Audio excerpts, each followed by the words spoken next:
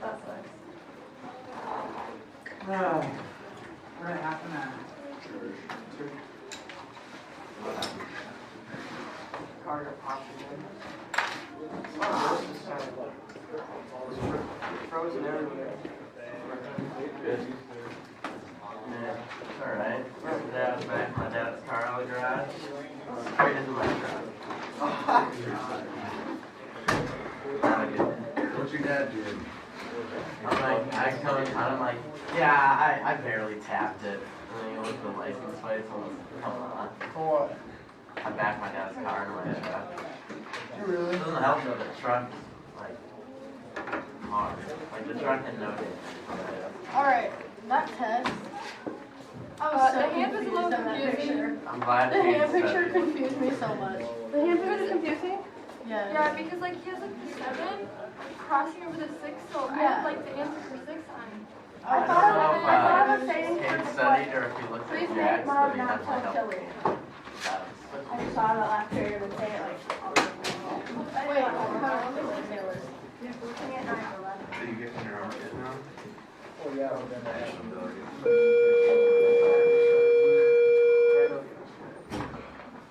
And they want to go. Sure you got homework done? Please make mom not so I silly. actually think you're going to today. Why couldn't you finish it last night? It wasn't assigned. And then busy. You could have opened your phone and you would have had all of them right there in your front of you. Alright. Oh, that's really good. Yeah, and like the rest of me at home. Okay, alright, today we're going to continue on with section 2.6. We're going to do a few notes. I'm going to start with one of the graphing problems we did yesterday to show us kind of the idea of inequalities and polynomials. So we're still in that same section, right? We're still doing section 2.6. This is one of the last sections we have. Polynomials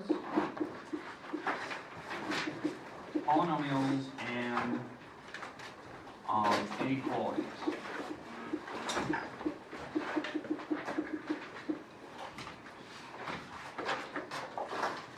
So polynomials and inequalities. Okay. What are your thoughts as well? I think we're gonna have it now. We're gonna have school. Silly out? And think about that. The snow dropped a lot. It was like 5 to 8, now it's like 1. Yeah, it sucks. It blows though. That's the only thing I'm worried about. 20-mile-an-hour winds. Yeah, it's up to 40, maybe.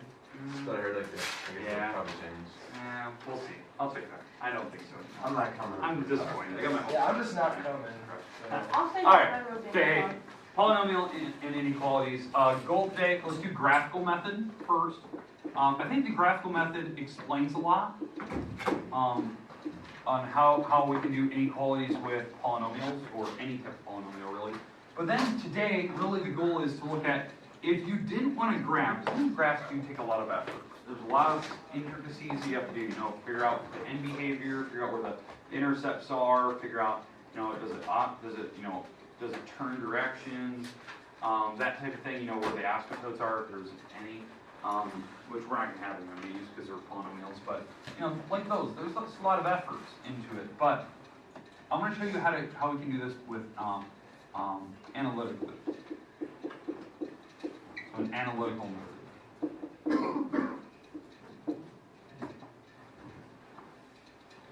Okay. Any questions with the two methods we're going to do today? I have about 3 problems picked out. That's what we're going to do. Okay, 3 problems. Okay.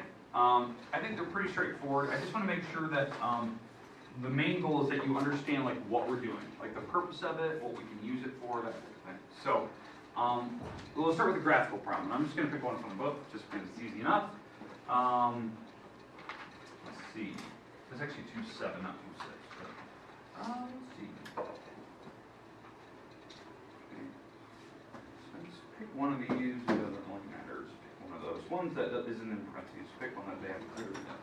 Doesn't really matter.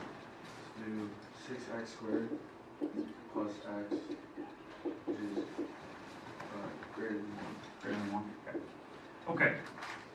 So here's what we have, and again, this is section actually 2.7, sorry, not 2.6. We did 2.6 last time, 2.7. All right. Okay, so here's what we're doing, right? We're going to try to figure out, what satisfies this polynomial so that it makes it a certain number. So what we're going to do first, let's make the polynomial normal. So I'm going to move this across the inequality symbol. When you move things across, it doesn't really do anything. Because you can add and subtract things to both sides. So x squared plus x, and we're going to subtract the 1. Make sense? So really what I'm trying to do here is I'm trying to figure out the piece of the graph that satisfies this polynomial so that it makes it greater than 0 every single time. Certain x numbers for this graph that make it greater than 0. Does that somewhat make sense to you? Like that's what we're looking for. So there's like a set of numbers I can use. Now, how we started this yesterday was what I try to do first is I try to factor this apart. I try to factor this into pieces. That way I can figure out like x-intercepts. I know the tails on this particular problem, they're going the same direction. They're both going up because that's positive 6. The power of 2 means they're going the same direction in behavior. Right? It's doing something like this. Right? I don't know like where those tails are at. It's just I know they're going up because of the positive 6, right? Now, to factor this apart, it is factorable, so that's kind of nice. We can figure out those x-intercepts really easily. The minus sign in the back means it's automatically plus minus. That's what the minus sign back here tells me.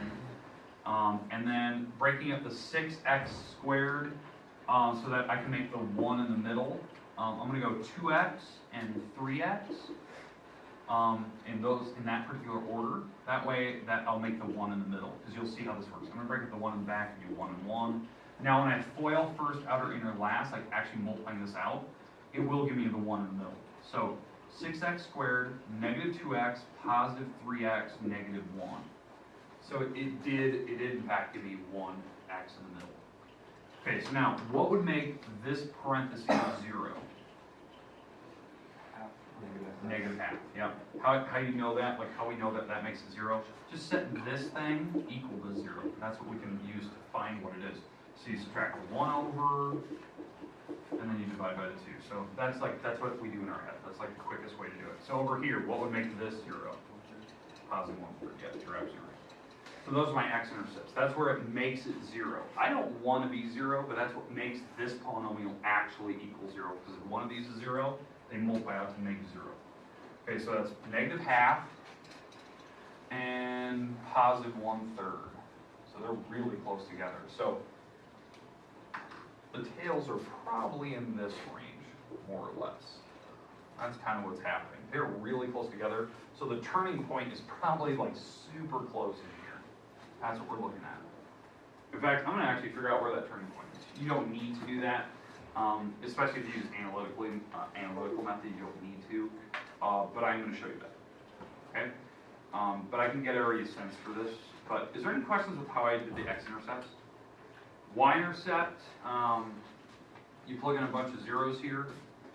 Plug in a bunch of zeros, find y-intercept. So if I plug zeros in here, what's my y-intercept? Negative 1. So this is probably right here. Okay, that's going to be really close to the turning point of this graph, because it almost looks like it's almost perfectly in between those, but it's not. Okay, so we've got everything we have. We have the tails, we have the x-intercepts, we have the y-intercepts, but the only thing we don't have is where that turning point is. To do that, we can complete the square on this problem. So x squared plus x minus 1, and this is my function, right? This is how I figure out where that turning point is. So that's my function, right? Because I have a 0 on the one side, so that's why I know.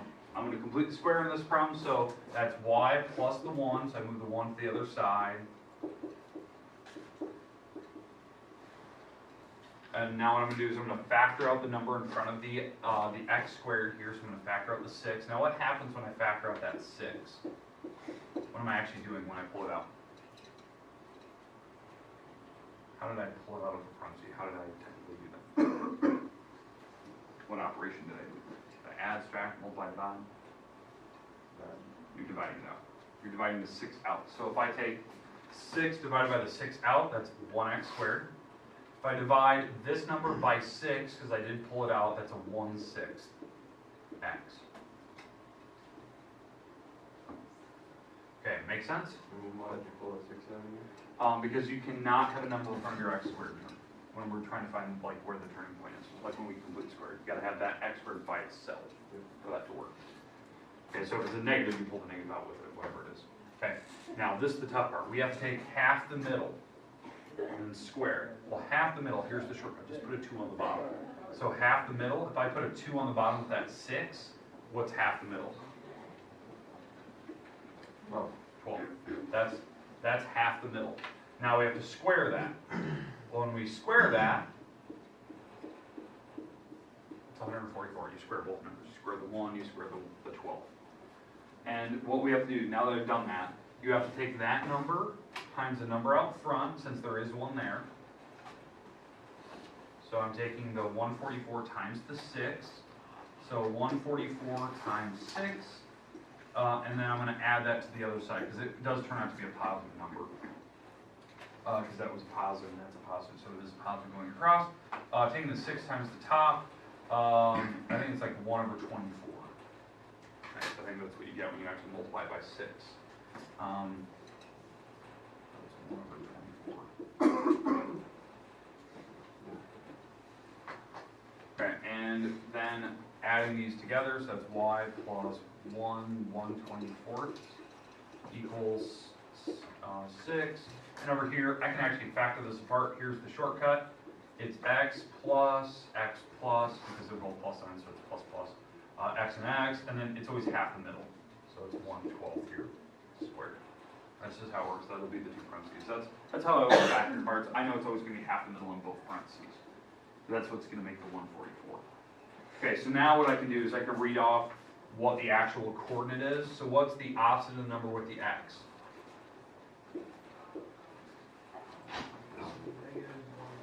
Yeah, it's negative 1/12.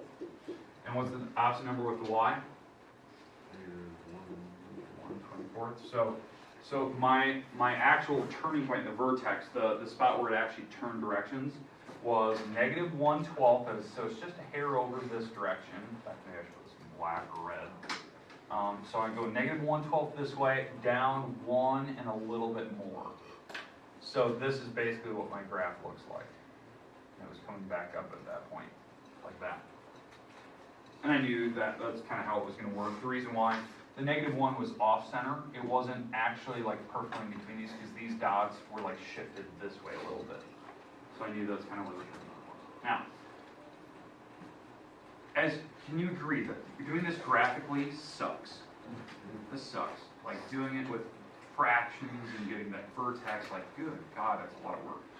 That's why I want to show you the idea today that doing this analytically can make this a lot faster. So that's what I want to show you today. Okay, but here's the thing: we do need to. We haven't even got to the final answer. I just graphed this thing. That's all I've done.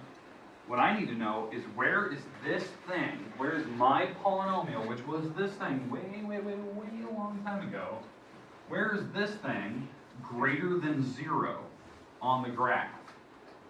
So what it means to be greater than 0, because I'm looking at this, it means when you look at this picture, this is the 0 line, this is the x-axis, this is where you neither have profits or losses, you're right back to ground zero, you're kind of bankrupt, basically. These are negatives, so you have losses, and then this is where you have profits. So what I need to know is where you're making profits. Where are you above 0, greater than 0? So where in my graph am I greater than 0? Exactly. Negative infinity up to this number right there. Not including it. Because if I include that number, I'm actually equal to 0 right there. So far the range is from negative infinity up to that number, and that number, by the way, was, I believe, what was it, negative half? Okay? That was negative half. And then it went up, and we'll do a union here. So, you know, went from here to here, that was negative half. And then we skipped for a while because this is where you're losing money. And then you came back into profits from here and on. Well, right here, that's positive 1/3, and I can't include it because if I include that, it's equal to 0 right there. And it went to positive infinity. This is towards positive infinity. Because again, what they want is the x numbers that make this thing work. Does that make sense? What they want. This is the answer. I mean, this is the whole goal of this whole problem is this. This is what they wanted. What are the x numbers I could use in an interval that would make this thing satisfy that problem, that polynomial? That makes it greater than 0.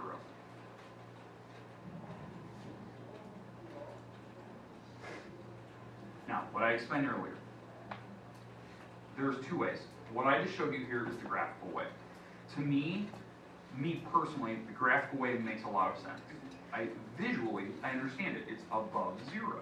So all I have to do is list off, okay, where's my graph above 0? Well, it's from negative infinity up to here, it was above 0.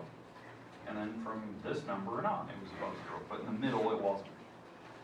Some people like that, some people don't, because obviously you have to deal with fractions, you have to be good at it. I'm comfortable with fractions, it doesn't faze me at all. I don't think twice about it. Now, there is a way to do these problems analytically. No graphs needed, like 0 graphs, okay? All you need is the x-intercept, right? We still have to use x-intercepts though. That's all you need. That's all I need, yeah. Okay, that's all I need. So let's do one of those. So Spencer, same thing. Pick a problem out from down here. Pick any of them. Try not to pick the ones that are already factored. If you want, that's fine. But just pick any one.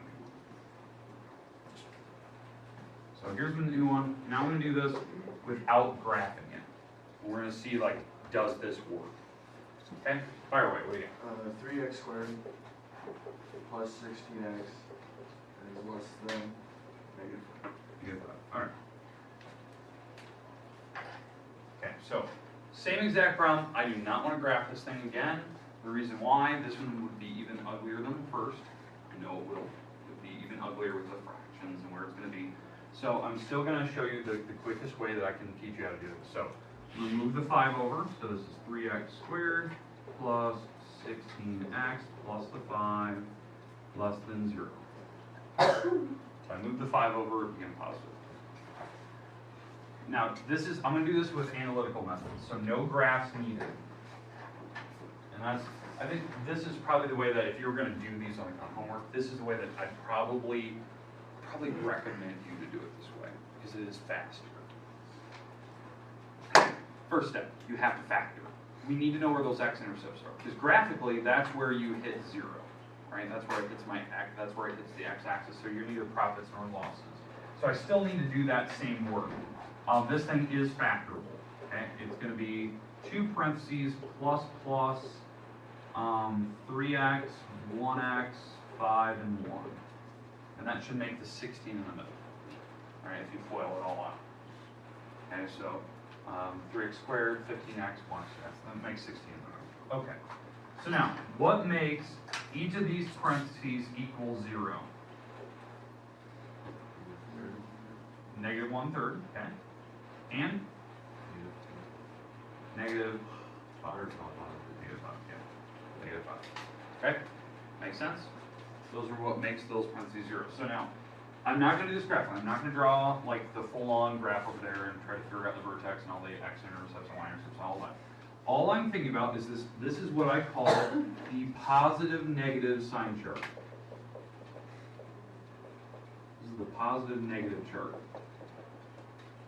It is one of those simple little things that you do that makes this problem maybe easier for you, faster. Okay, so what I want you to think about, this is a number line. Number line, it's like the x-axis, if you think about it, it's an x-axis. It's a number line.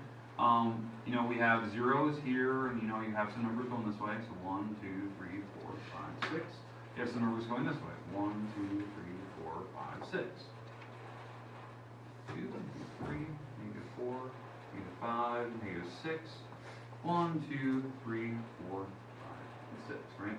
Just have, you know, it's a number line. Now, where these two numbers are, you know, this is negative 1/3, so that's about right here. That's negative 1/3. This is negative 5. That's negative 5, right? Those are the two spots, if I were to actually graph that thing, those two locations on my, you know, geez, the mountains of China. It's the two spots on that graph where, you know, you've actually hit 0. You've hit the x-axis, which is basically this line. here's what we're gonna do. We're gonna do a little shortcut. And all you need is 3 numbers, okay? Which is kind of weird. These 2 locations I have marked in green. Probably why I'm sorry, these 2 spots. Those 2 spots are where I equal 0. Do I want to equal 0 on my problem? No. I do not want to equal 0. I want to be less than 0. I want to be negative numbers, less than 0. That's what I want. Okay? So I want to be less than 0. So all I'm going to do is pick 3 numbers, and this is really easy. I'm going to pick a number somewhere in here, a number in between them. Just pick one number. Pick a whole number. Say it. Negative. Does everyone agree that -2 is somewhere in between them? Okay. Pick a number over here. 2. Okay, that's nice. Positive 2. Okay. Pick a number over here. -7. -7. Okay. So do we agree that we picked 3 numbers? Now, why did we pick 3? I basically picked a number to the left of -5, a number somewhere in between it, and a number on the right side of it. And all I'm going to do is plug it in with my calculator. And I want to see, what does my calculator give me if I were to take each of these numbers that you just told me and I plug them into my polynomial. That's all I want to know. So let's start first. We'll start with the -7. I don't know why I always go left to right first. So I'm going to start with -7. I'm going to plug it into that thing. So we're taking the -7 and we're going to plug it in here. So -7 squared plus 16 times -7, and I'm going to add 5. And I'm going to see, what does this number give me? This is where you need a calculator. So -7 squared, that's 49. And we're going to take that times 3, and then we're going to have 7 times 16, that's a 2. 4, that's 112 negative. And then add 5. Again, if I'm doing any of my math wrong, please God, let me know. Okay. All right, and then 3 times 49, by the way, that is a 7. Carry 2, that's 147. And so now if I subtract, 35 plus 5, which is 44. So, is that what you're probably here? Okay, so, what is that number 40? Is it positive or a negative number? Positive. That means, if you plug any numbers going this direction, you're only going to get positives out of it. That's positive numbers to the left. Any number you plug past -5 will guarantee to be a positive number. That's what you need to realize. It is guaranteed to be positive. Okay? Because you can pick one. You can pick -10 down the road. It'll still be positive. Okay? So these are positive numbers. Okay? All right. Now, let's pick the -2. Let's plug that in.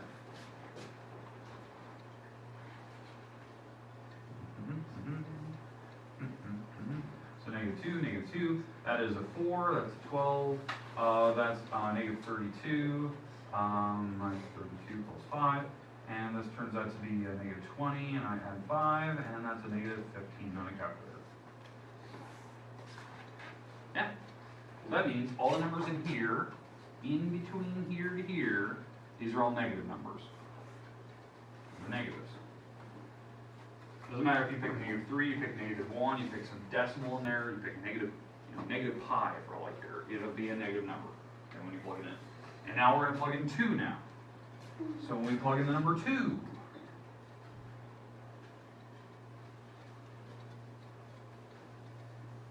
you're going to get 4 times 3, which is 12, 2 times 16, which is positive 32. When you add these together, that's 44 plus 5, which is 49. And so that's a positive number. Going this direction, we're hitting positives. Positive numbers. So now, all I need to know right now is, where is this polynomial giving me numbers that are less than 0? That's all they ask for. Where am I less than 0 on this weird graph? Where was I in the negative numbers? Where was I less than 0? In between, right here. This area is where I was less than 0.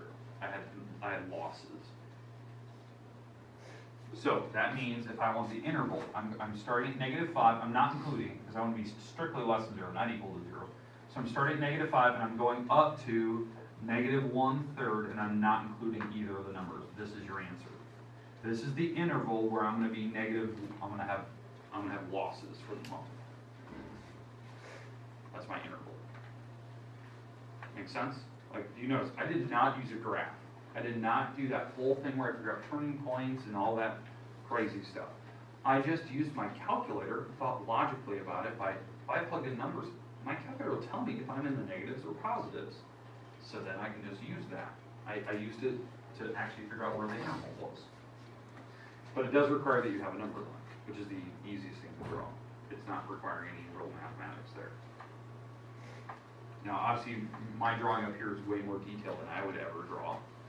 I basically, like when I do this, I draw a number line, put my two numbers on it, and then I just pick three numbers. And I just put plus, minus, signs, and I don't have any of these arrows, and I just get my answer. It's really fast.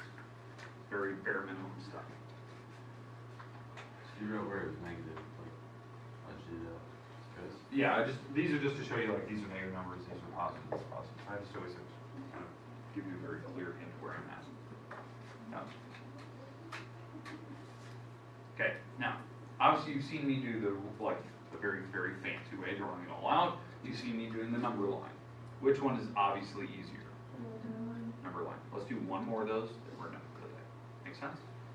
One more. And in fact, I'm gonna do it quite simple. We're gonna try to pick maybe a harder problem so that we can kind of see this. Maybe it has a couple different intervals. And then we'll be done. Okay, let me mute the board. Here we go. Do you have more homework today? Nope. Nope. Okay.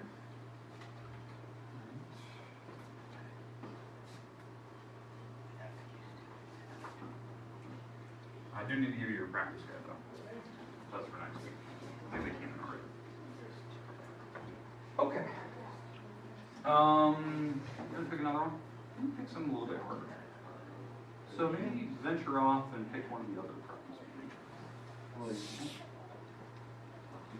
Yeah, pick something like, pick one of those, so it's maybe a little more of a challenge. So it's 4 minus 2x, over 3x plus 4, that's all less than or equal to 0. Ooh, okay. A little bit harder. Now, what type of problem is that? Is that a polynomial? Huh? That's a hard one. It's a hard problem, right? This is a rational function. This is the ones we just got done doing, right? Where they have vertical asymptotes, they have different things going on, okay? We can still do the exact same stuff. You need to realize that. We can do the same stuff. So, I'm not gonna do the full-blown graphical drawing. In fact, I got rid of the Cartesian coordinate plane off the board. We're gonna do this with the same method. Now we just have to think a little bit more logically about this problem. Like what's happening, where it's gonna go, that type of thing, okay? So, that's where this one takes just like one more, piece of information, okay? All right, so, number line, because I'm gonna try to do this as easy as possible. Okay, we're gonna have, 0 is gonna be in here somewhere. I'll fill that in once I know kind of where my x-intercepts are. What is the one number on this problem that makes the top 0? So, top 0, say it again. I believe it's 2. I think it's 2. So if I move this over, that's 2x on this side, and I divide by 2. Yeah, so it's actually a 2. That's my x-intercept. So we have a 2 here. 2. 1, 0, 1, 2, 3, 4.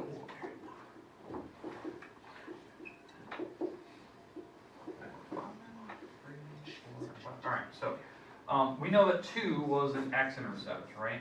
I'm gonna put a dot there. Okay, so that's kind of nice. Now, we also have to think about maybe that number, maybe we have like a vertical asymptote somewhere, that type of thing. Okay. So we also have to put in that into consideration, because right now, if you're just to look at that number line, there's really only 2 spots I have to check, like the left side of 2, the right side of 2. But we also have to throw in the vertical asymptote. There is a number that makes this thing fail very, very, very badly. Okay, what is the one number that makes this thing fail? It makes the bottom 0. Negative 4/3. Negative 4/3. That is a vertical asymptote. So vertical asymptote at negative 4/3. 4/3 is negative 1.